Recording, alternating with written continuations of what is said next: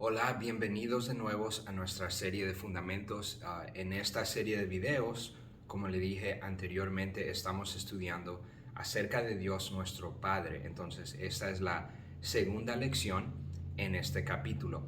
En el video y la lección pasada hablamos de cómo Dios se revela a nosotros. Se revela a nosotros por medio de revelación general, por medio de su creación, y también se revela a nosotros específicamente por medio de su palabra y por medio de Jesús. Hablamos de que Jesús es la revelación de Dios el Padre. En este video vamos a hablar de 4 mentiras que a veces hemos creído acerca de Dios. Por medio de una empresa americana que es reconocida por colectar información dentro de una sociedad, diferentes opiniones e ideas de la población, hicieron una encuesta acerca de qué piensan las personas en nuestro país acerca de Dios.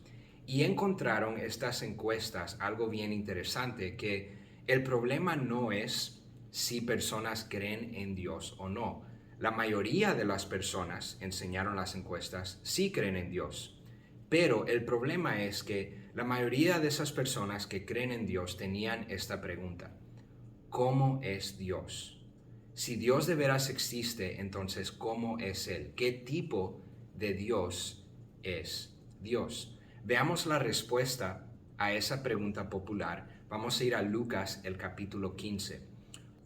En Lucas 15, Jesús está contando una parábola con 3 partes.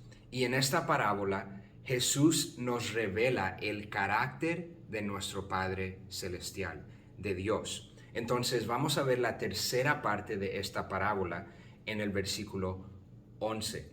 También dijo: un hombre tenía 2 hijos, y el menor de ellos dijo a su padre: Padre, dame la parte de los bienes que me corresponde. Y les repartió los bienes. Ahora, una parábola es una verdad terrenal donde Jesús enseña una verdad celestial. Entonces, aquí el Padre representa a Dios, el Hijo nos representa a nosotros como humanos. Pero la mayoría de ustedes, o algunos de ustedes que están escuchando este video, son padres. Y creo que ustedes se pueden identificar con el Padre en esta historia. Yo estoy aquí el día de hoy gracias al sacrificio que hicieron mis abuelos, que inmigraron a este país y trabajaron muy duro para proveer oportunidades para mi padre, para mi madre. Y estoy aquí el día de hoy gracias al sacrificio de ellos. Y tal como ellos y tal como este padre en esta historia, la mayoría de ustedes padres, si no todos ustedes padres, hacen muchos sacrificios y quieren lo mejor para sus hijos, ¿verdad? Entonces aquí vemos en el versículo 13, vamos a seguir leyendo, y vemos la actitud que tiene el hijo hacia su padre. Versículo 13, no muchos días después, juntándolo todo, el hijo menor se fue lejos a una provincia apartada. Él tomó todo lo que el padre tenía para darle, lo que le correspondía a él de acuerdo a su herencia de su padre, todo el sacrificio y el trabajo que el padre invirtió. El hijo se llevó todos sus bienes, todo lo que le correspondía a él, y después dice esa frase: y allí desperdició sus bienes, viviendo perdidamente. Aquí vemos el temor de cada padre y madre realizado en esta historia. Y cuando todo lo hubo malgastado, vino una gran hambre en aquella provincia y comenzó a faltarle al hijo. Aquí vemos que el hijo menosprecia todo el sacrificio que hizo el padre por él. Todo lo que el padre le había dado, él lo menospreció y lo desperdició viviendo perdidamente. Seguimos leyendo en el versículo 15. Y fue y se arrimó a uno de los ciudadanos de aquella tierra. Recuerden, ya no tenía nada. El cual le envió a su hacienda para que apacentase cerdos. Y deseaba llenar su vientre de las algarrobas que comían los cerdos, pero nadie le daba. Aquí vemos que este muchacho llega al punto más bajo de la sociedad, cuidando a cerdos, pero también simplemente para tener alimento, quiere comer la comida de estos cerdos. Y aquí, como dije antes, vemos el miedo de cada padre que se hace realidad cuando piensan en sus hijos. Pero aquí veamos lo que pasa entonces al final de la historia, versículo 17. Y volviendo en sí dijo, ¿cuántos jornaleros en casa de mi padre tienen abundancia de pan? Y yo aquí perezco de hambre. Me levantaré e iré a mi padre y le diré, Padre, he pecado contra el cielo y contra ti. Ya no soy digno de ser llamado tu hijo. Hazme como a uno de tus jornaleros. Aquí el hijo recordó la bondad de su padre. Y aquí el hijo regresa a su padre. Ahora, yo no sé de usted, pero yo me imagino que si yo fuera el hijo en esta historia y yo hubiera hubiera reaccionado, hubiera desperdiciado todo lo que mis padres me darían, aquí el hijo se siente que él no es digno, ¿verdad? De ni ser un siervo en la casa de su padre. Pero aquí, como he dicho antes, en esta parábola, nosotros no representamos al padre, representamos al hijo.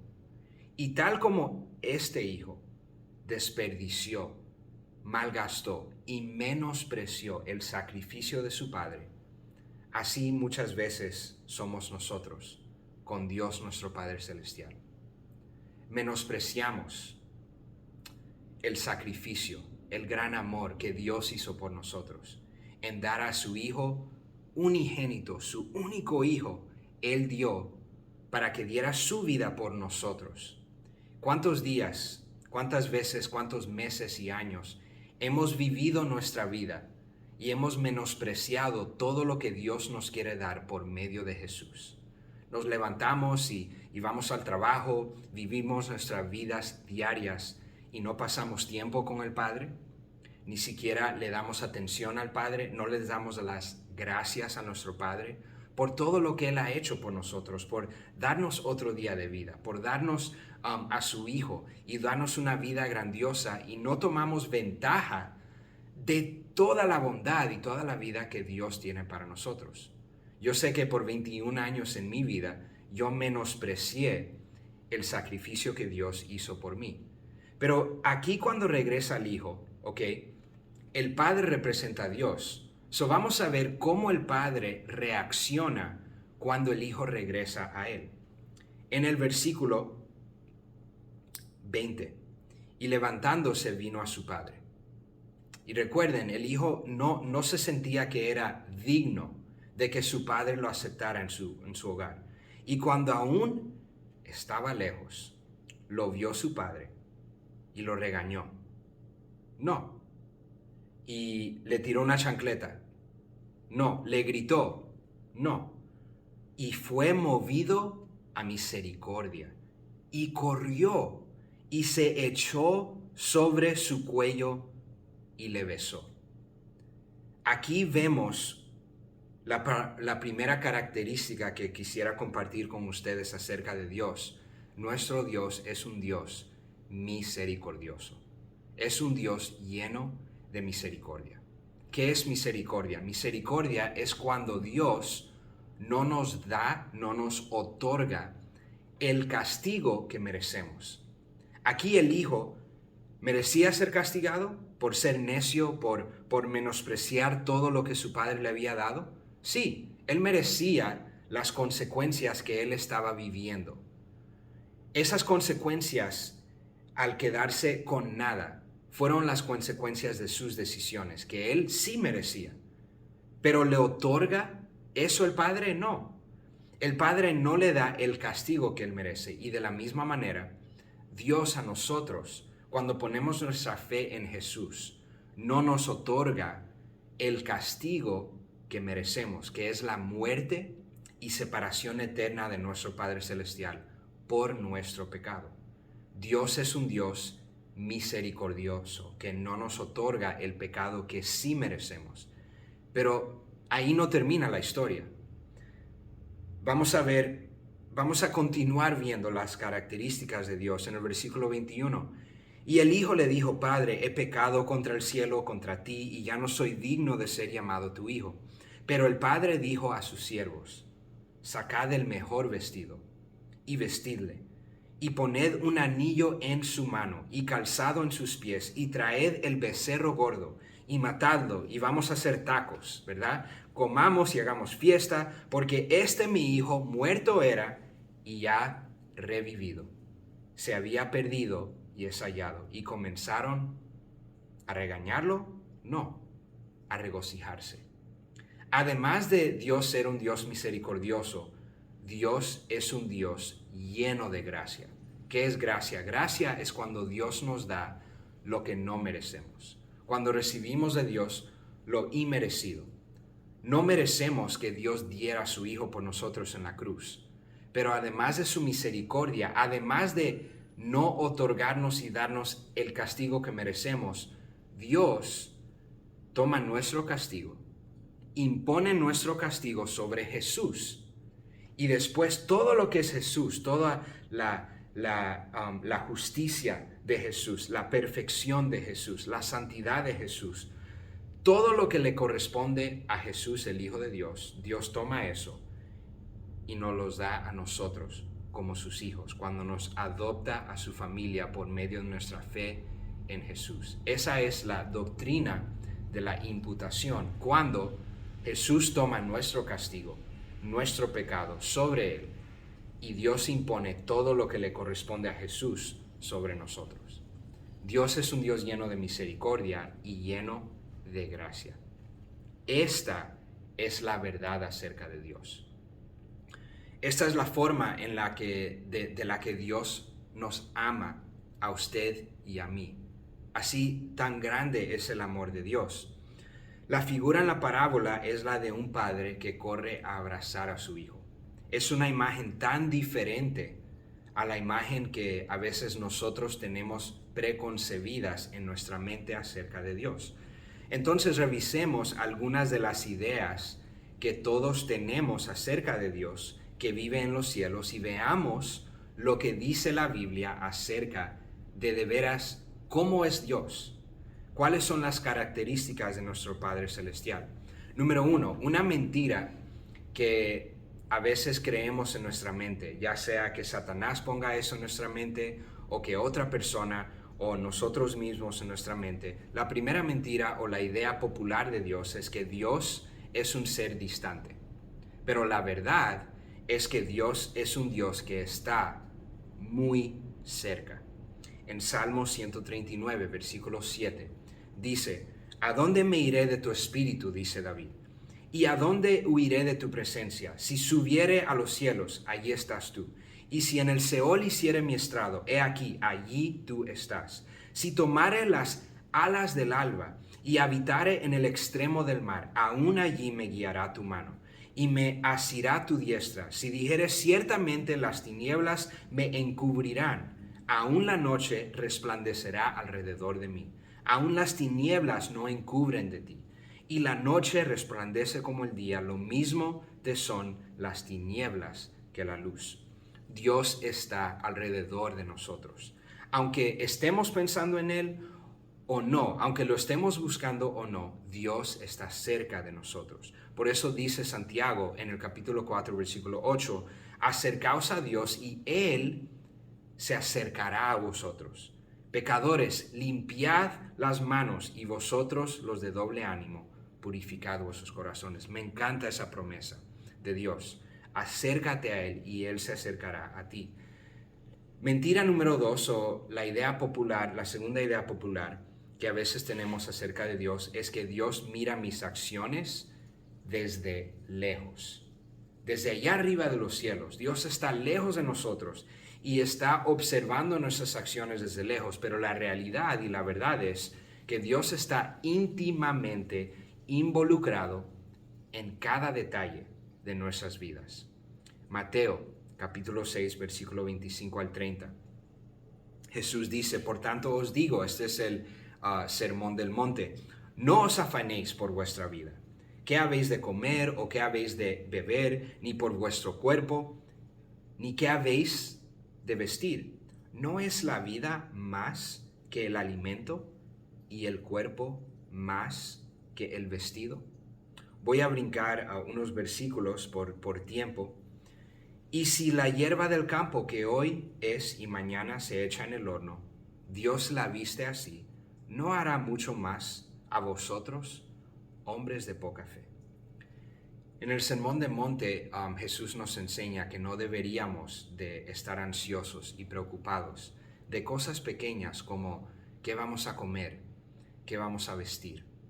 Muchas veces, hace varias semanas, mi esposa y yo estábamos leyendo nuestros devocionales y hablando de qué Dios nos ha estado enseñando en nuestra vida. Y estábamos hablando de la oración. Y mi esposa dijo algo bien interesante que me grabó en la mente. Ella dijo, a veces es interesante que nosotros como cristianos y como hijos de Dios pensamos que en nuestras oraciones tenemos un límite de lo que le podemos pedir y lo que Dios puede hacer en nuestras vidas. Y a veces pensamos que Dios no está interesado en esas cosas pequeñas de nuestra vida. Y eso fue tan interesante cuando ella dijo eso, porque es verdad, muchas veces, me recuerdo hasta como niño, a veces le digo a nuestra juventud, no importa qué tan pequeño tu petición de oración es, Dios quiere estar involucrado en cada detalle de tu vida. Y no estemos ansiosos o preocupados de esas cosas pequeñas como alimento, comida, provisión. Porque si Dios viste a las hierbas y las plantas del campo, ¿cuánto más no nuestro Padre Celestial va a proveer lo que nosotros necesitamos, nuestras necesidades? No seamos cristianos que tenemos poca fe. Seamos cristianos de una fe que está creciendo y crezcamos nuestra fe en Dios. Dios está íntimamente involucrado en cada detalle de nuestras vidas. Número 3, una otra idea popular o una mentira que a veces creemos de Dios es que Dios espera ansiosamente la oportunidad de juzgar a los que se equivocan o hacen el mal. Pero la verdad es, Dios está esperando para perdonar a todo aquel que lo solicite. En Juan, el capítulo 3, versículo 17, Jesús dice, porque no envió Dios a su Hijo al mundo para condenar al mundo, sino para que el mundo sea salvo por él.